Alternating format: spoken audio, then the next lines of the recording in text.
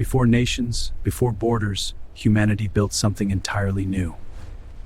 In the fertile lands between rivers, cities were beginning to change the fate of mankind.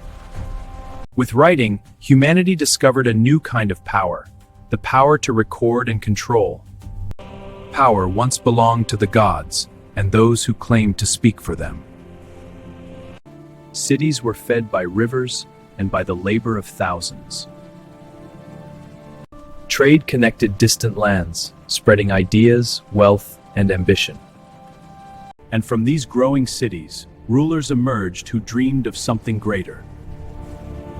The dream of empire would be written not only in clay but in blood. For the first time in history, entire regions would be conquered under one rule. Thus began the age of the first empires. The city is mine! Mesopotamia, the land between the Tigris and Euphrates, became humanity's first political laboratory. Cities grew larger, stronger, and far more organized. Commerce thrived beneath the protection of powerful rulers. Law replaced chaos, and kings declared their authority eternal. Across the desert, another empire flourished beside the Nile.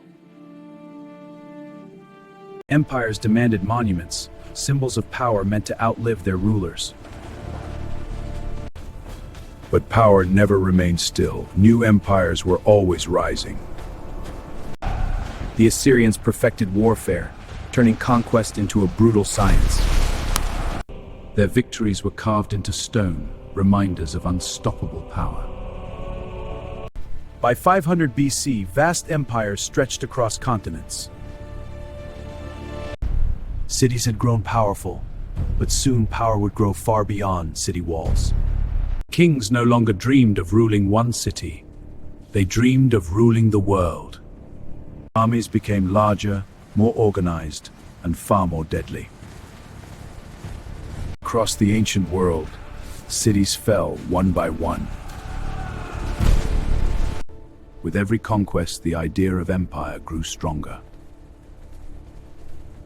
To control vast lands, empires needed something new: communication. Empires were not only built by soldiers, but by scribes. Roads stitched together distant provinces, binding the empire into one vast system. For the first time, many cultures lived under one ruler. A new superpower was rising in the east. His name was Cyrus, and he would build the largest empire the world had ever seen. Under Cyrus the Great, Persia expanded with astonishing speed.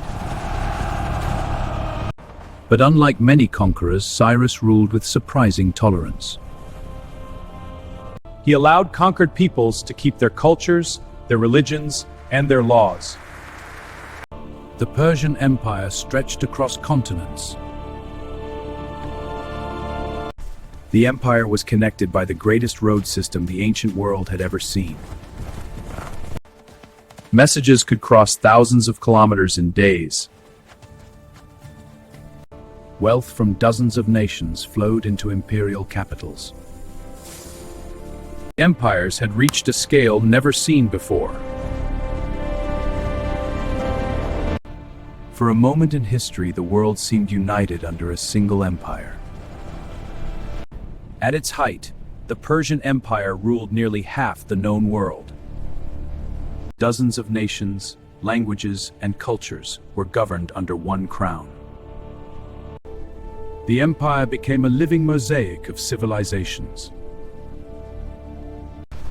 But such vast power required constant defense. Empires always faced threats from beyond their borders. In the West, a small collection of Greek cities refused to submit.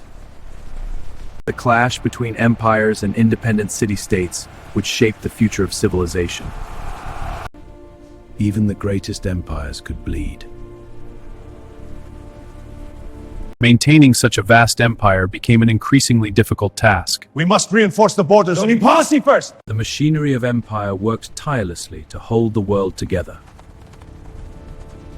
Empires did more than conquer, they connected the world.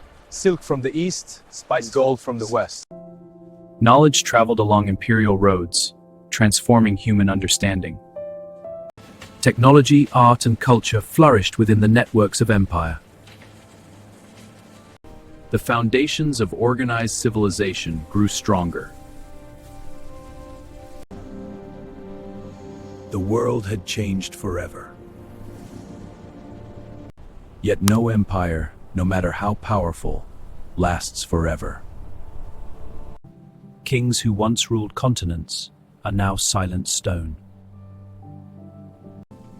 But their ideas survived. Government, law, infrastructure, and cultural exchange all trace their roots to these early empires. The first empires taught humanity a powerful lesson.